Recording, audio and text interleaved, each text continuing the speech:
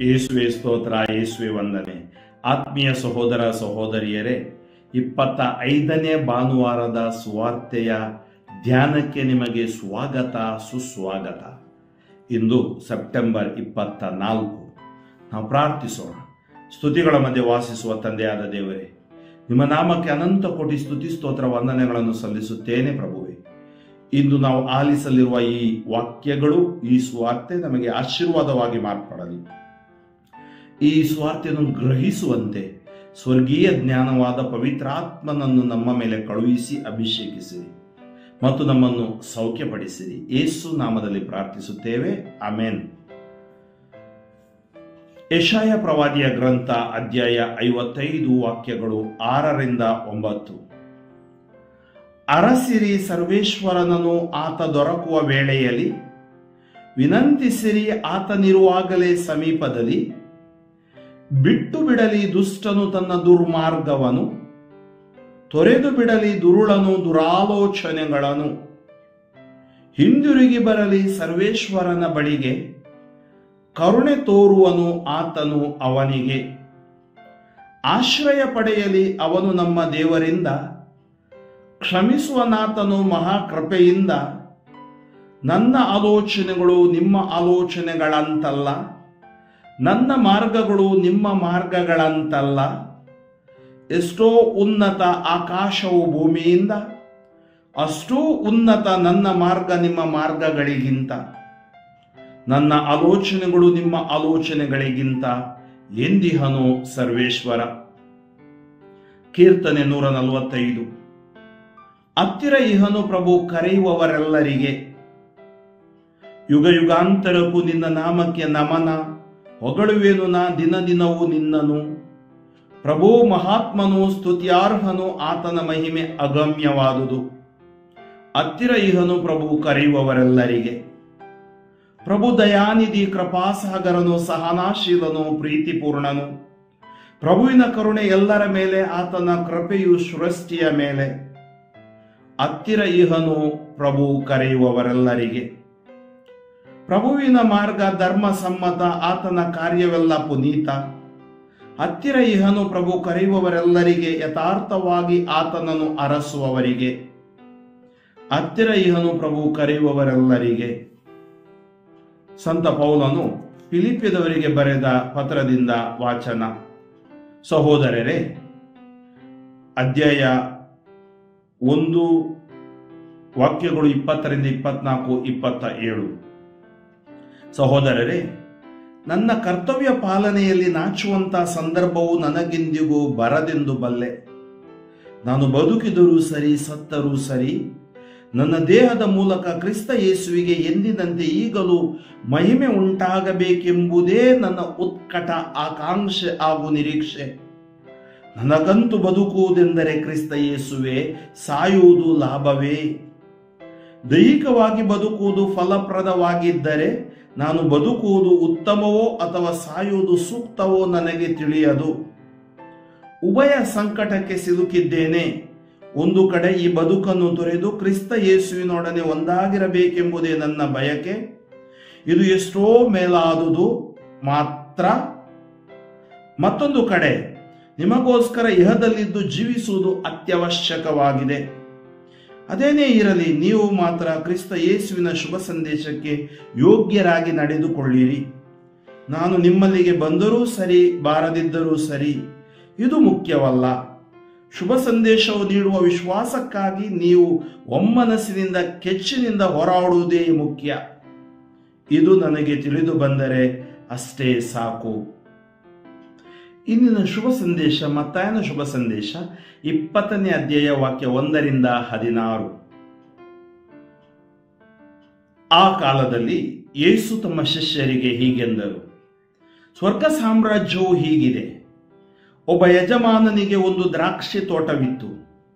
ಅದರಲ್ಲಿ ಕೆಲಸ ಮಾಡುವುದಕ್ಕೆ ಕೂಲಿಗಾರರನ್ನು ಗೊತ್ತು ಮಾಡಲು ಅವನು ಬೆಳಗಿನ ಜಾವದಲ್ಲೇ ಹೊರಟ. ಆಳಿಗೆ 1 ಬೆಳ್ಳಿ ನಾಣ್ಯದಂತೆ ದಿನಕೂಲಿಯನ್ನು ಮಾತಾಡಿ ತೋಟಕ್ಕೆ ಕಳುಹಿಸಿದ. ಸುಮಾರು ಬೆಳಿಗ್ಗೆ 9 ಗಂಟೆಗೆ ಅವನು ಪುನಃ ಸಂತೆ ಬೀದಿಯ ಕಡೆ ಹೋದ. ಕೆಲಸವಿಲ್ಲದೆ ಸುಮ್ಮನೆ ನಿಂತುಕೊಂಡಿದ್ದ ಕೆಲವು ಕೂಲಿಗಾರರನ್ನು ಅಲ್ಲಿ ಕಂಡ. ನೀವು ನನ್ನ ದ್ರಾಕ್ಷಿ ತೋಟಕ್ಕೆ ಹೋಗಿರಿ, ನ್ಯಾಯವಾದ ಕೂಲಿಯನ್ನು ನಿಮಗೆ ಕೊಡುತ್ತೇನೆ ಎಂದ. ಅವರೂ ಹೋದರು. ಬಳಿಕ ಸುಮಾರು 12 ಗಂಟೆಗೊಮ್ಮೆ ಮತ್ತೆ 3 ಗಂಟೆಗೊಮ್ಮೆ ಹೋಗಿ ಇನ್ನೂ ಕೆಲವರನ್ನು ಕೆಲಸಕ್ಕೆ ಕಳುಹಿಸಿದ. 5 ಗಂಟೆಗೆ ಹೋದಾಗಲೂ ಬೇರೆ ಕೆಲವರು ಅಲ್ಲಿ ನಿಂತಿರುವುದನ್ನು ಕಂಡು, ದಿನವಿಡೀ ಕೆಲಸ ಮಾಡದೆ ಸುಮ್ಮನೆ ಇಲ್ಲಿ ನಿಂತಿದ್ದೀರಲ್ಲ ಏಕೆ ಎಂದು ಕೇಳಿದ. ಅದಕ್ಕೆ ಅವರು, ನಮ್ಮನ್ನು ಯಾರೂ ಕೂಲಿಗೆ ಕರೆಯಲಿಲ್ಲ ಎಂದರು. ಹಾಗಾದರೆ ನೀವು ಕೂಡ ನನ್ನ ದ್ರಾಕ್ಷಿ ತೋಟಕ್ಕೆ ಹೋಗಿ ಕೆಲಸ ಮಾಡಿ ಎಂದು ಹೇಳಿ ಅವರನ್ನೂ ಕಳುಹಿಸಿದ. ಸಂಜೆಯಾಯಿತು. ತೋಟದ ಯಜಮಾನ ತನ್ನ ಮೇಸ್ತ್ರಿಗೆ ಕೂಲಿಯಾಳುಗಳನ್ನು ಕರೆದು, ಕೊನೆಗೆ ಬಂದವರಿಂದ ಆರಂಭಿಸಿ ಮೊದಲು ಬಂದವರ ತನಕ ಕೂಲಿ ಕೊಡು ಎಂದ. ಅದರಂತೆ 5 ಗಂಟೆಗೆ ಗೊತ್ತು ಮಾಡಿದವರು ಬಂದಾಗ ಒಬ್ಬೊಬ್ಬನಿಗೆ 1 ಬೆಳ್ಳಿ ನಾಣ್ಯ ಸಿಕ್ಕಿತು. ಮೊದಲು ಗೊತ್ತು ಮಾಡಿದವರು ತಮ್ಮ ಸರದಿ ಬಂದಾಗ ತಮಗೆ ಹೆಚ್ಚು ಸಿಗುವುದೆಂದು ಭಾವಿಸಿದರು. ಆದರೆ ಅವರಿಗೂ 1 ಬೆಳ್ಳಿ ನಾಣ್ಯ ದೊರಕಿತು. ಅದನ್ನು ತೆಗೆದುಕೊಂಡಾಗ ಅವರು ದಣಿಯ ವಿರುದ್ಧ ಗೊಣಗಲಾರಂಭಿಸಿದರು. ಕಡೇ ಹೊತ್ತಿನಲ್ಲಿ ಬಂದ ಇವರು 1 ಗಂಟೆ ಕೆಲಸ ಮಾಡಿದ್ದಾರೆ. ಬಿಸಿಲಲ್ಲಿ ಬೆಂದು ದಿನವೆಲ್ಲ ದುಡಿದ ನಮ್ಮನ್ನು ಇವರಿಗೆ ಸರಿಸಮ ಮಾಡಿದ್ದೀರಲ್ಲ ಎಂದರು. ಅದಕ್ಕೆ ಯಜಮಾನ ಅವರಲ್ಲಿ ಒಬ್ಬನಿಗೆ, ಅಯ್ಯ, ನಿನಗೆ ನಾನು ಅನ್ಯಾಯ ಮಾಡಿಲ್ಲ. ದಿನಕ್ಕೊಂದು ಬೆಳ್ಳಿ ನಾಣ್ಯದಂತೆ ನೀನು ನನ್ನೊಡನೆ ಒಪ್ಪಂದ ಮಾಡಿಕೊಳ್ಳಲಿಲ್ಲವೇ? ನಿನ್ನ ಕೂಲಿ ಏನೋ ಅದನ್ನು ತೆಗೆದುಕೊಂಡು ಹೋಗು. ನಿನಗೆ ಕೊಟ್ಟಷ್ಟನ್ನು ಈ ಕಟ್ಟ ಕಡೆಯವನಿಗೂ ಕೊಡುವುದು ನನ್ನ ಇಷ್ಟ. ನನ್ನದನ್ನು ನನ್ನಿಷ್ಟಾನುಸಾರ ಕೊಡುವ ಹಕ್ಕು ನನಗಿಲ್ಲವೇ? ನನ್ನ ಔದಾರ್ಯವನ್ನು ಕಂಡು ನಿನಗೇಕೆ ಹೊಟ್ಟೆಯುರಿ ಎಂದ. ಹೀಗೆ ಕಡೆಯವರು ಮೊದಲಿನವರಾಗುವರು, ಮೊದಲಿನವರು ಕಡೆಯವರಾಗುವರು.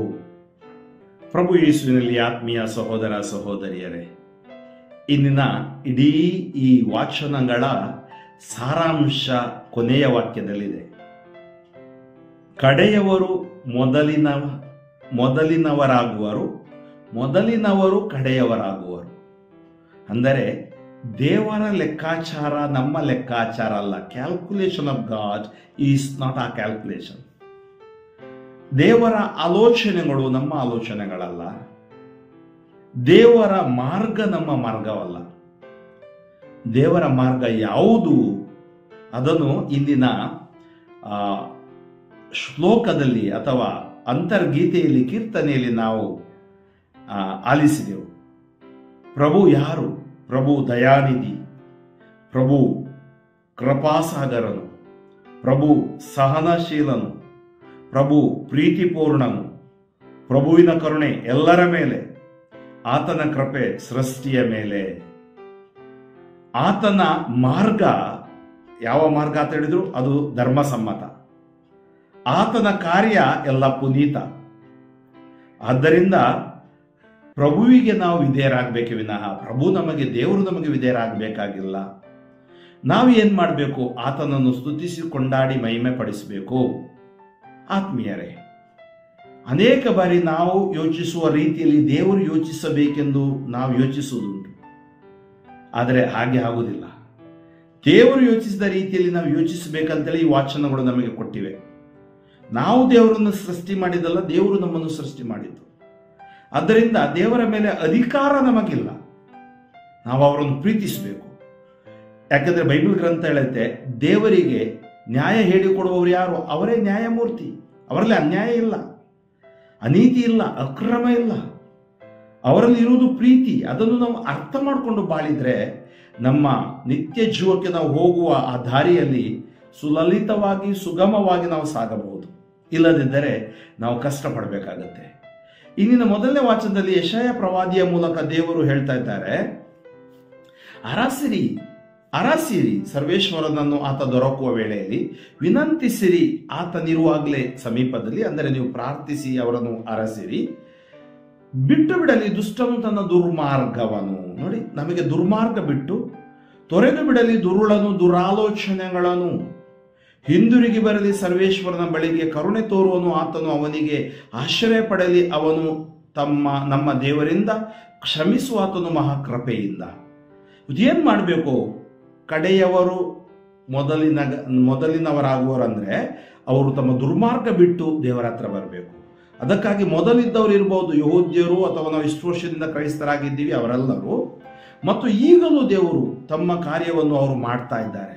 ಅದಕ್ಕಾಗಿ ದೇವರು ಹೇಳ್ತಾ ಇದ್ದಾರೆ, ನನ್ನ ಆಲೋಚನೆಗಳು ನಿಮ್ಮ ಆಲೋಚನೆಗಳಂತಲ್ಲ, ನನ್ನ ಮಾರ್ಗಗಳು ಕೂಡ ನಿಮ್ಮ ಮಾರ್ಗಗಳಂತಲ್ಲ, ಎಷ್ಟೋ ಉನ್ನತವಾದವು.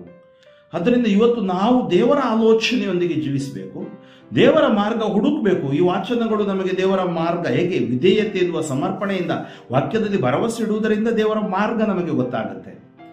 ಸಂತ ಪೌಲರಿಗೆ ಈ ಮಾರ್ಗ ಗೊತ್ತಾಯಿತು. ಅದಕ್ಕೆ ಸಂತ ಪೌಲರು ಏನು ಹೇಳ್ತಾರೆ? ನನಗೆ ಬದುಕುವುದೆಂದರೆ ಯೇಸುವೆ, ಸಾಯುವುದೆಂದರೆ ಹಿತ. ಬದುಕಿದ್ರೆ ನಾನು ಸ್ವಲ್ಪ ಯೇಸುಗಾಗಿ ಸೇವೆ ಮಾಡ್ತೀನಿ ಮತ್ತು ನಿಮ್ಮನ್ನು ನಿತ್ಯ ಜೀವದೆಡೆಗೆ ಕೊಂಡೊಯ್ಯುವಂತಹ ಸ್ವಾರ್ಥೆಯ ಸೇವೆ ಮಾಡ್ತಾ ಇದ್ದೀನಿ. ಆದ್ದರಿಂದ ನಮಗೆ ಕ್ರೈಸ್ತರಾದವರಿಗೆ ಸಂತ ಪೌಲನಂತೆ ನಾವು, ಯಾಕಂದ್ರೆ ನಮ್ಮ ಉತ್ಕಟ ಬಯಕೆ ಪ್ರಭು ಯೇಸುವಿನಲ್ಲಿ ಜೀವಿಸುವುದು. ಅದಕ್ಕಾಗಿ ಸ್ವಾರ್ಥ, ಗರ್ವ, ಅಹಂಕಾರ, ಮತ್ಸರ, ದುಶ್ಚಟ, ದುರ್ಗುಣ, ದುರ್ವ್ಯಾಮ ಇವೆಲ್ಲ ಬಿಟ್ಟು ದೀನರಾಗಿ, ಸರಳರಾಗಿ, ಪ್ರಾಮಾಣಿಕರಾಗಿ ನಾವು ಉದಾರತೆಯಿಂದ ದೇವರ ಔದಾರ್ಯವನ್ನು ನಾವು ಸ್ವೀಕರಿಸಬೇಕು. ಅದರಿಂದ ಸಂತ ಪೌಲನಿಗೆ ದೇವರ ಔದಾರ್ಯ ಸಿಕ್ತು. ಅದಕ್ಕಾಗಿ ಆತ ಹೇಳ್ತಾ ಇದ್ದಾನೆ, ಆತನ ಬಯಕೆ ನಮ್ಮ ಮುಂದೆ ಇಡ್ತಾ ಇದ್ದಾನೆ ಮತ್ತು ಆತ ಕರೆ ನೀಡ್ತಾ ಇದ್ದಾನೆ, ಶುಭ ಸಂದೇಶಕ್ಕೆ ಯೋಗ್ಯವಾದ ಬಾಳನ್ನು ನೀವು ಬಾಳಿರಿ. ಆದ್ದರಿಂದ ಆ ಬಾಳು ದೇವರಿಗೆ ಮೆಚ್ಚುಗೆ ಆಗುವಂತ ಬಾಳು. ಅದನ್ನೇ ನಾವು ಶುಭ ವಾರ್ತೆಗೆ ಬರುವಾಗ ಯೇಸು ಸ್ವಾಮಿ ಇವತ್ತು ಈ ಸಾಮರ್ಥ್ಯವನ್ನು ನಮಗೆ ಹೇಳ್ತಾ ಇದ್ದಾರೆ. ಯಾಕೆಂದ್ರೆ ಒಬ್ಬ ಧನಿಕ ತನ್ನ ದ್ರಾಕ್ಷಾ ತೋಟದ ಆಳಿಗೆ ಕರೆಯಲು ಹೋದ. ಬೆಳಿಗ್ಗೆ 6 ಗಂಟೆಯಿಂದ ಸಾಯಂಕಾಲ 6 ಗಂಟೆ ಇರಬಹುದು ಕೆಲಸ. ಆ 6 ಗಂಟೆಗೆ ಹೋದವನಿಗೆ ಹೇಳಿದ್ರು, ನಾನು ದಿನ ಕೂಲಿ ನಿನಗೆ ಕೊಡ್ತೀನಿ. ಅಂದ್ರೆ ದೇವರು ಅನ್ಯಾಯ ಮಾಡಿಲ್ಲ. ಅದರಿಂದ ಮೊದಲು ಕ್ರೈಸ್ತರಾದವರು ಇದ್ದಾರೆ, ಆಮೇಲೆ ಬಂದವರು ಇದ್ದಾರೆ, ಕೊನೆಗೂ ಬಂದವರು ಇದ್ದಾರೆ. ಆದರೆ ನಾನು ಇಷ್ಟು ವರ್ಷದಿಂದ ಈ ಧರ್ಮ ಕೇಂದ್ರದಲ್ಲಿದ್ದೆ, ಈ ಪ್ರಾರ್ಥನೆಯಲ್ಲಿದ್ದೆ, ಅದೆಲ್ಲ ನಾವು ಬೋಸ್ಟ್ ಮಾಡುವುದು ಬೇಡ ಅಥವಾ ಹೆಚ್ಚಳ ಪಡುವುದು ಬೇಡ. ಸಂತ ಪೌಲರು ಹೇಳ್ತಾರೆ, ಹೆಚ್ಚಳ ಪಡುವವರು ಪ್ರಭುವಿನಲ್ಲಿ ಹೆಚ್ಚಳ ಪಡಲಿ. ಅದರಿಂದ ಕೊನೆಗೆ ಬಂದಾಗ ಏನಾಗತ್ತೆ, ಈ ಯೇಸುವಿನ ಸಾಮರ್ಥ್ಯದಲ್ಲಿ ಎಷ್ಟು ಸುಂದರವಾಗಿ ಯೇಸು ತರ್ತಾರೆ. ಮೊದಲಿನವನಿಗೆ ದೇವರು ಧನಿಕ ಕೂಲಿ ಕೊಡುವುದಿಲ್ಲ. ಯಾಕಂದ್ರೆ ಯೇಸು ತೋರಿಸ್ತಾರೆ, ಈ ಕೂಲಿ ಮತ್ತು ಇದು ಕೆಲಸದ ವಿಚಾರ ಅಲ್ಲ, ಇದು ನಮ್ಮ ಸಂರಕ್ಷಣೆಯ ವಿಚಾರ. ಇದು ಮ್ಯಾಟರ್ ಆಫ್ ಸಾಲ್ವೇಷನ್, ನಿತ್ಯ ಜೀವದ ವಿಚಾರ. ಆದ್ದರಿಂದ ಈ ನಿತ್ಯ ಜೀವದ ವಿಚಾರದಲ್ಲಿ ನಾವು ಯಾರು ರಾಜಕೀಯ ಮಾಡಲಿಕ್ಕೆ ಆಗುದಿಲ್ಲ. ಎಲ್ಲಿ ರಾಜಕೀಯ ಮಾಡಬಹುದು, ಸಮಾಜದಲ್ಲಿ ಮಾಡಬಹುದು. ನಿತ್ಯ ಜೀವದ ವಿಷಯದಲ್ಲಿ, ರಕ್ಷಣೆಯ ವಿಷಯದಲ್ಲಿ, ಪ್ರಭು ಯೇಸುವಿನ ವಿಷಯದಲ್ಲಿ ಯಾರು ಮಾಡ್ತಾರೆ ಅದು ಅವರಿಗೆ ನಾಶ ಅಷ್ಟೇ. ಅದು ನಮಗೆ ಇಲ್ಲಿ ಏನ್ ಬೇಕು? ಇಲ್ಲಿ ದೇವರ ಚಿತ್ತ ಅರಿಯಬೇಕು, ದೇವರಿಗೆ ವಿಧೇಯರಾಗಬೇಕು, ದೇವರ ನ್ಯಾಯ ನಿರ್ಣಯಗಳಿಗೆ ತಲೆಬಾಗಬೇಕು ಮತ್ತು ಸ್ವಾರ್ಥಿ, ಅಹಂಕಾರಿ, ಗರ್ವಿಗಳಾಗಬಾರದು. ಅದಕ್ಕಾಗಿ ಆತ ಏನ್ ಮಾಡ, ಕೊನೆಯವನಿಗೆ ಕರೀತಾರೆ. 5 ಗಂಟೆಗೆ ಬಂದವನಿಗೆ ಅವನಿಗೆ ಇರ್ಬೋದು ದಿನ ಕೂಲಿ ಕೊಟ್ಟು ಬಿಡ್ತಾರೆ. ಆದರೆ ದಿನ ಕೂಲಿ ಕೊಡಬೇಕಾಗಿರಲಿಲ್ಲ. ಆದರೆ ಅದು ದೇವರ ಆ ವ್ಯಕ್ತಿಯ ದನಿಯ ಔದಾರ್ಯತೆ, ಅಂದರೆ ದೇವರ ಔದಾರ್ಯತೆ. ಕೊನೆಗೆ ಬಂದವನು ಕೂಡ ರಕ್ಷಣೆಯನ್ನು ಶಿಲುಬೆಯಲ್ಲಿ ನೀವು ನೋಡ್ತೀರಿ, ಸ್ವಾಮಿ ನಾವು ತಪ್ಪು ಮಾಡಿದ್ದೀವಿ, ನಿಮ್ಮ ರಾಜ್ಯದಲ್ಲಿ ನನ್ನನ್ನು ನೆನೆಸಿಕೊಳ್ಳಿರಿ, ಹಿಂದೆ ಪರಮಧಾಮದಲ್ಲಿರುವೆ ಅಂತ ಯೇಸು ಹೇಳಿದರು. ನೋಡಿ, ಅದು ದೇವರ ಪ್ರೀತಿ. ತದನಂತರ 3 ಗಂಟೆಗೆ, 2 ಗಂಟೆಗೆ ಅಥವಾ 12 ಗಂಟೆಗೆ, 11 ಗಂಟೆಗೆ, 9 ಗಂಟೆಗೆ, ಕೊನೆಗೆ ಏನಾಯಿತು, ಬೇಗ ಬಂದವರು ಅವರು ಯೋಚನೆ ಮಾಡಿದ್ರು, ನಮ್ಗೆ ಸ್ವಲ್ಪ ಜಾಸ್ತಿ ಸಿಗ್ಬೋದು. ಅತಿ ಆಸೆ ಗತಿ ಕೇಳು ಅಂತೀವಿ. ನಮಗೆ ಅತಿ ಆಸೆ ಇರಬಾರ್ದು. ಏನು ಸಿಕ್ಕಿದೆ, ಏನು ಕೊಟ್ಟಿದ್ದಾರೆ ದೇವರಿಗೆ ಥ್ಯಾಂಕ್ಸ್ ಹೇಳಬೇಕು. ಇವರೇನು ಮಾಡಿದ್ರು, ಅವರು ಗುಣಗುಟ್ಟುವಾಗ ಯಜಮಾನ ನೋಡಿ ಹೇಳಿದ, ನಾನು ನಿನಗೆ ಅನ್ಯಾಯ ಮಾಡಲಿಲ್ಲ, ನಿನ್ನ ಹತ್ರ ಮಾತನಾಡಿದ್ದು 1 ನಾಣ್ಯ ಅಂದರೆ ದಿನ ಕೂಲಿ, ಅದನ್ನು ಕೊಟ್ಟಿದ್ದೀನಿ. ಆದರೆ ಇತರರಿಗೆ ಹೆಚ್ಚು ಕೊಡುವುದು ನನ್ನ ಔದಾರ್ಯ. ದೇವರ ಔದಾರ್ಯತೆಗೆ ಎಲ್ಲೇ ಇಲ್ಲ. ಅದಕ್ಕೆ ಆ ಔದಾರ್ಯತೆನೇ ನಾವು ನೋಡಿದ್ವಿ. ದಯಾನಿಧಿ, ಕೃಪಾಸಾಗರನು, ಸಹನಶೀಲನು, ಪ್ರೀತಿಪೂರ್ಣನು. ಇದನ್ನೇ ಯೋನ ಪ್ರವಾದಿ 4ನೇ ಅಧ್ಯಾಯದಲ್ಲಿ ಹೇಳ್ತಾ ಇದ್ದಾರೆ. ನೀವು ನನಗೆ ಗೊತ್ತು, ನೀವು ದಯಾಸಾಗರ, ಕೃಪಾಸಾಗರ, ಸಹನಶೀಲ, ಪ್ರೀತಿಪೂರ್ಣ, ಕೋಪ ಮಾಡುವವರಲ್ಲ. ನೋಡಿ, ಎಂಥ ಗುಣಲಕ್ಷಣ ಉಳ್ಳ ದೇವರು ನಮ್ಮ ದೇವರು, ಎಂಥ ಒಳ್ಳೆ ದೇವರು ಅವರು. ಅದರಿಂದ ಆತ್ಮೀಯ ಸಹೋದರ ಸಹೋದರಿಯರೇ, ನಮ್ಮ ಮಾರ್ಗಗಳನ್ನು ಬದಲಾಯಿಸೋಣ, ನಮ್ಮ ಆಲೋಚನೆಗಳನ್ನು ಬದಲಾಯಿಸೋಣ. ಜಾತಿ, ಧರ್ಮ, ಭಾಷೆ, ಹೊಡೆದಾಟ, ಕಚ್ಚಾಟ, ಕಿತ್ತಾಟ, ನುಂಗಾಟ ಇದೆಲ್ಲ ನಮಗೆ ಸೇರಿದವಲ್ಲ. ಇದು ಅಂಧಕಾರಕ್ಕೆ ಸೇರಿದವು.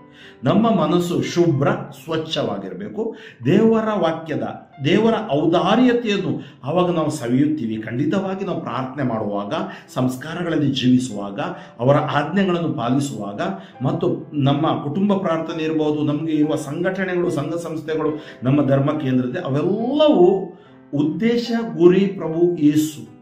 ಪ್ರಭು ಯೇಸುವಿನ ಬೋಧನೆ ಮತ್ತು ಪ್ರಭು ಯೇಸುವಿನ ಆಶೀರ್ವಾದ ಇಲ್ಲದೆ ನಾವು ಯಾವುದೂ ಮಾಡಲಾಗುವುದಿಲ್ಲ. ಆದ್ದರಿಂದ ಪ್ರಭು ಯೇಸು ನಮ್ಮೆಲ್ಲರನ್ನು ಹರಸಲಿ, ಆಶೀರ್ವದಿಸಲಿ ಎಂದು ಪ್ರಾರ್ಥಿಸೋಣ. ಮತ್ತು ಇಂದಿನ ಶುಭ ವಾರ್ತೆಯ ಪ್ರಕಾರ ಅವರ ಔದಾರ್ಯತೆಯನ್ನು ನಾವು ಸ್ವೀಕರಿಸಿ, ಅವರ ಆಲೋಚನೆಯಂತೆ, ಅವರ ಮಾರ್ಗದಲ್ಲಿ ಆಲಿಸಿದ ವಾಕ್ಯದ ಪ್ರಕಾರ ಜೀವಿಸಿ ಜಯ ಹೊಂದೋಣ. ಆಮೇನ್. ಸ್ತುತಿಗಳ ಮಧ್ಯೆ ವಾಸಿಸುವ ತಂದೆಯಾದ ದೇವರೇ, ನಿಮ್ಮ ನಾಮಕ್ಕೆ ಅನಂತ ಕೋಟಿ ಸ್ತುತಿ, ಸ್ತೋತ್ರ, ವಂದನೆಗಳನ್ನು ಸಲ್ಲಿಸುತ್ತೇನೆ. ಪ್ರಭುವೇ, ಇಂದು ನಾವು ಆಲಿಸಿದ ಈ ವಾಕ್ಯ, ಈ ಸ್ವಾರ್ತೆ ನಮಗೆ ಆಶೀರ್ವಾದವಾಗಿ ಮಾರ್ಪಡಲಿ. ನಮ್ಮಲ್ಲಿರುವ ಬಲಹೀನತೆಯನ್ನು ತೊಳೆದು ಹಾಕಲಿ. ನಮಗೆ ಬೇಕಾದ ವರದಾನಗಳನ್ನು ಪ್ರದಾನ ಮಾಡಲಿ. ನಿಮ್ಮ ಔದಾರ್ಯತೆ ವಿರೋಧವಾಗಿ ಮಾತನಾಡಿದ್ದೇ ಆದರೆ ನಮ್ಮನ್ನು ಕ್ಷಮಿಸು ಪ್ರಭುವೇ. ನನ್ನ ನೆರೆಹೊರೆಯವರ ಕುರಿತು ಧರ್ಮ ಕೇಂದ್ರದಲ್ಲಿ ಅಥವಾ ನನ್ನದೇ ಸಂಬಂಧಿಕರಲ್ಲಿ ಅವರಿಗೆ ಎಲ್ಲ ಇದೆ, ನನಗೆ ಏನೂ ಇಲ್ಲ ಅಂತೇಳಿ ನಾನು ಹೊಟ್ಟೆ ಕಿಚ್ಚು ಪಟ್ಟಿದ್ದರೆ, ಮತ್ಸರ ಪಟ್ಟಿದ್ದರೆ ಕ್ಷಮಿಸು ಪ್ರಭುವೇ. ಕ್ಷಮಿಸದೆ ರೋಗದಲ್ಲಿದ್ದರೆ ನನ್ನನ್ನು ಗುಣಪಡಿಸು, ನನ್ನನ್ನು ಕ್ಷಮಿಸು ಪ್ರಭುವೇ. ದ್ವೇಷದಿಂದ ನನ್ನನ್ನು ಬಿಡಿಸು ಪ್ರಭುವೇ. ಈ ಸುವಾರ್ತೆ ಆಲಿಸುವ ಎಲ್ಲ ಜನರು ನಿಮ್ಮ ಔದಾರ್ಯದಿಂದ ತುಂಬಲಿ. ಎಲ್ಲ ಕೋರಿಕೆಗಳು ಆಲಿಸಲ್ಪಡಲಿ. ಅಂಧಕಾರ ಶಕ್ತಿಗಳು, ಬಂಧನಗಳು ಯೇಸು ನಾಮದಲ್ಲಿ ಬಿಟ್ಟು ಸುಟ್ಟು ಬೂದಿಯಾಗಲಿ. Touch anoint bless for your glory. Yesu ನಾಮದಲ್ಲಿ ಪ್ರಾರ್ಥಿಸುತ್ತೇವೆ ಜೀವವುಳ್ಳ ತಂದೆಯೇ. ಸರ್ವಶಕ್ತ ದೇವರಾದ ಪಿತಾ, ಸುತ ಮತ್ತು ಪರಿಶುದ್ಧಾತ್ಮರು ನಿಮ್ಮನ್ನು ಆಶೀರ್ವದಿಸಲಿ. Amen. Father Franklin D'Souza, Shivamogga ಧರ್ಮಕ್ಷೇತ್ರ. ಸಾಧ್ಯವಾದಷ್ಟು ಜನರಿಗೆ ಈ ಸುವಾರ್ತೆಯನ್ನು ಹಂಚಿಕೊಳ್ಳಿರಿ. ಆಮೇನ್.